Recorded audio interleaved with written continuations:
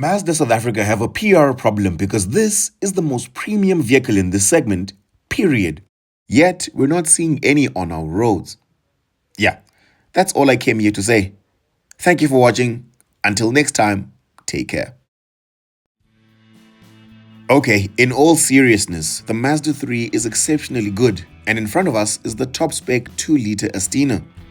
So in this video, I'm going to tell you everything you need to know about its practicality, its features.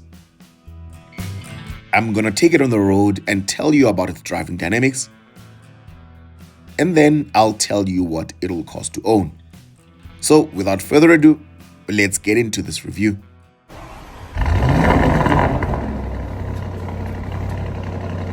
Car Talks. Power, precision, performance. Jokes aside, the top spec Mazda 3 Astina is powered by a 2-liter 4-cylinder naturally aspirated petrol engine producing 121 kilowatts and 213 Newton meters of torque. It sends power to the front wheels only via a 6-speed automatic gearbox. It weighs 1.4 tons and will do the 0 to 100 km/h sprint in a claimed 9.5 seconds. And to get the best time, you will need to flick the vehicle into sport mode, left foot hard on the brake, right foot hard on the accelerator, and off you go.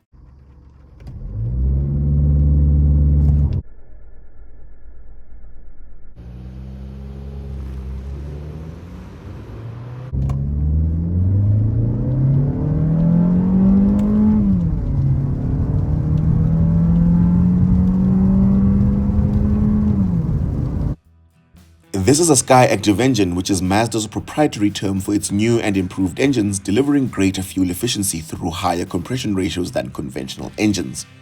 The G stands for gasoline, while the D stands for diesel. But whether or not this particular engine is actually efficient is something we're going to find out in this video, and the results might shock you. Moving on to practicality and features, you get 295 liters worth of boot capacity up to the tonneau cover or parcel shelf, and up to 351 liters all the way up to the ceiling. Comparatively, the VW Golf 8.5 gets 381 liters, while the Toyota Corolla hatch gets 352 liters. Nevertheless, you get a 60/40 rear bench split configuration and a space-saver spare wheel under the boot floor, which looks a bit tricky to get out because the subwoofer is sitting on top of it. You get a door lock button on the tailgate, which is not to be confused with an electronic tailgate because that is indeed manually operated. Stepping into the rear, you get a red leather bench that looks absolutely incredible, and it does come with a center armrest and 2 cup holders. You then get ISOFIX anchor points to safely mount your child seat, together with 7 airbags and a 5-star Euro NCAP rating at the time of testing. But this model was initially introduced in 2019 into the market, so the NCAP rating has unfortunately expired, but that's not to say the vehicle is no longer safe. You get 2 air vents with no USB ports in the rear, so the cabin is starting to show its age quite a bit. I've got a bit of knee room sitting behind my driving position, but it's really a close call. And for reference, I'm 1.78 meters tall or 5'10". Coming around to the front cabin, this just exudes a level of luxuriousness that is unimaginable in any of its main rivals within the C segment. I mean, you get a leather dashboard for crying out loud, and just look at the indentation my fingers are making as I'm running them through. You're not going to get this level of premiumness from the VW Golf 8.5 nor the Toyota Corolla hatch, and I can tell you that much for free. You get electrically adjustable leather seats with memory function for the driver. Storage space is pretty decent in the cubbyhole, and you've got a massive storage bin under the center armrest that also has 2 USB Type-C ports and a 12-volt socket. You get 2 cup holders, a wireless charger, and an additional storage compartment for your Wilson's toffees, I guess. That's how small it is. You get a sunroof with slide and tilt function, as well as black roof lining to give the interior a more premium look and feel. And a sunglass holder which I haven't seen in ages. You get a 10-inch infotainment system that comes with wireless Apple CarPlay but wired Android Auto. Now, Mazda have gone with a non-touchscreen approach in here, as you can see from the screen being mounted further back for improved safety. And not everybody's going to agree with that, but I quite like it. You do, however, get a swivel wheel that controls the infotainment system, alongside a couple of other physical buttons such as your volume knob for instance, together with physical buttons for your dual zone climate control. At least according to me anyway, this button design is honestly the peak of automotive engineering because you know exactly where the buttons are. And it's just safer to operate while driving without having to fiddle on a screen looking for settings.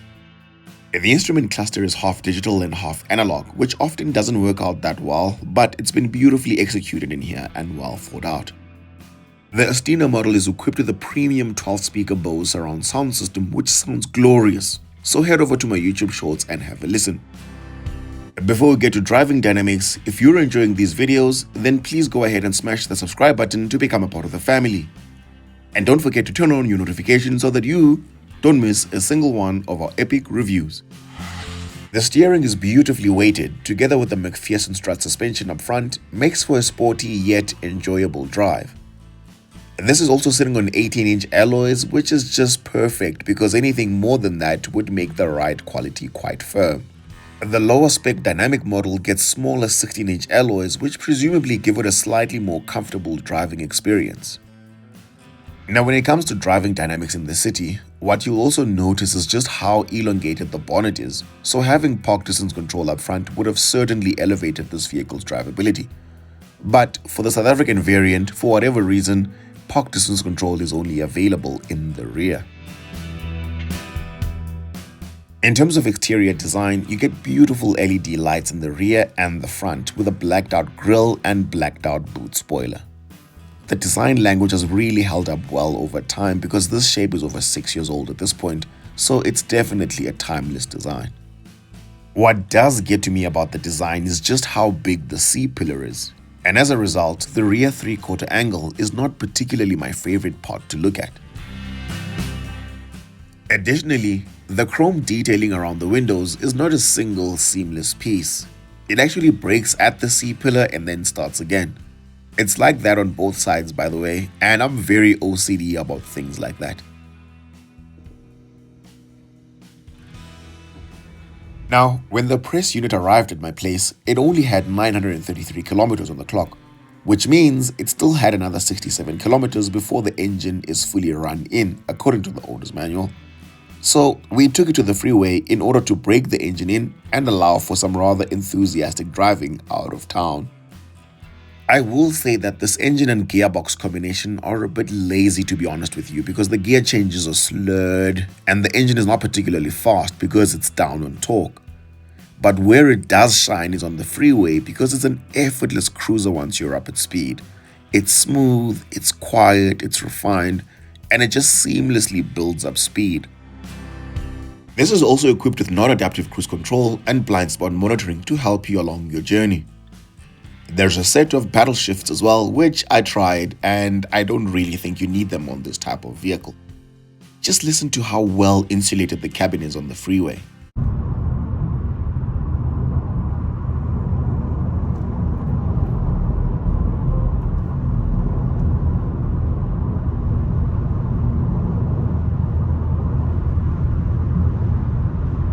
But when you're on a back road somewhere driving enthusiastically is where you'll really notice that this engine is in dire need of a turbocharger because there's no torque to play with.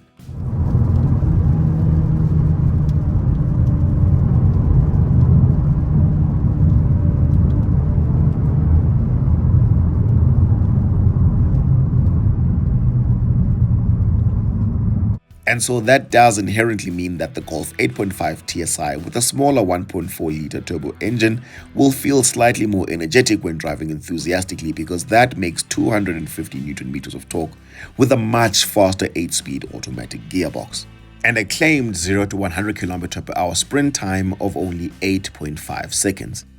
Naturally aspirated engines have proven to be more reliable long-term historically, so I understand Mazda's philosophy. But to be honest, modern turbos are nearly just as reliable. My mom drives a 2012 VW Jetta with a manual 1.2-liter turbo petrol engine. Yet, 14 years and 200,000 kilometers later, the vehicle still has its original engine, turbo, and gearbox and feels like it can go on forever. Wear and tear items such as a turbocharger and a timing chain, if your vehicle uses a timing chain, should last nearly as long as the engine itself, theoretically.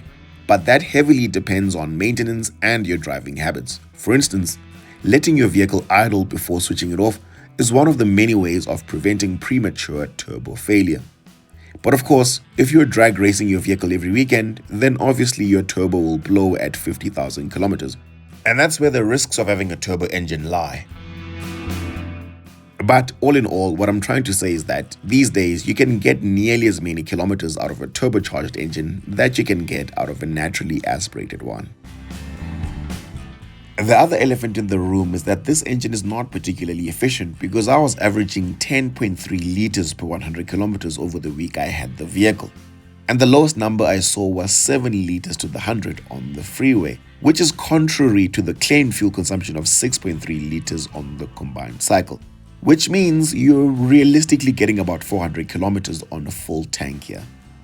And that stark reality baffles me because I get over 1,000 kilometers on long distance road trips in my BMW 3 Series, which also happens to have a 2-liter petrol engine, but with a turbocharger.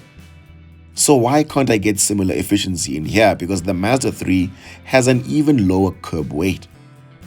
But take that with a pinch of salt because I do have a heavy foot and this is a brand new car, so I'm sure the consumption will improve slightly after 5,000 kilometers. Nevertheless, you get a very generous choice of 9 colors from which to choose. And this press unit is finished in machine grey, which reminds me that the Mazda CX-60 that we got on test last year was also machine grey. So I think Mazda's trying to signal to us that our next channel car should be grey in color. Moving right along, Mazda has the best warranty and service plan in South Africa today, and you can quote me on that because this gets a 5-year unlimited kilometer warranty and a 5-year unlimited kilometer service plan, so it's really geared for long-term ownership. Now someone might say that the Chinese products are getting a 10-year 1 million kilometer engine warranty, which is true, but it's important to remember that that's only valid for the first owner. So even if you buy a demo with only 1,000 kilometers on the clock, that 10-year warranty falls away because the first registered owner would have been the dealership. So that's something to think about. Other highlight features include electrically folding mirrors that also tilt to show you the rear wheels when you put the vehicle in reverse so that you don't curb your rims. You also get a push to start ignition, a reversing camera, and head-up display, which is really intuitive because once you punch in your destination on Google Maps, the head-up display shows you the directions, ensuring that your only job is to focus on the road ahead and drive. So you can really tell that safety is top of mind with Mazda. The infotainment system is also equipped with a native sat-nav that runs outside of the Apple CarPlay and Android Auto ecosystem. So if you run out of data when you're out and about, you can always use it. I'm always connected to my home Wi-Fi, so I never have data when I leave the house. And this sat-nav really comes in handy. Moving on to pricing and cost of ownership, the Mazda 3 only comes in 2 trims more recently in South Africa, and that is namely the entry-level Dynamic, which has a smaller 1.5-liter 4-cylinder petrol engine, which you can get as either a manual or an automatic gearbox. It also comes with cloth seats and smaller 16-inch alloys, so overall it's not as nice as the top spec, but you'll be happy to know that you can get into the Mazda 3 from as low as 491,000 rands when you get the Dynamic Edition with a manual gearbox. The automatic will set you back an additional 16,000 rands. Previously, you had an even lower active trim level, but seemingly they've done away with that for the Mazda 3. The top spec Astina, which is the one we're in, is only available with an automatic gearbox, and that starts from 620,000 rands. And on finance, it'll cost you 11,700 rands a month over 6 years at the current prime interest rate of 10.25% per annum. Insurance is risk profile dependent, and the cheapest quote I got was 2,200 rands. A full tank of petrol will cost you 1,000 rands at the current inland price of 95 octane for this 51-liter fuel tank, which would then bring your total cost of ownership to a smidge under 15,000 rands.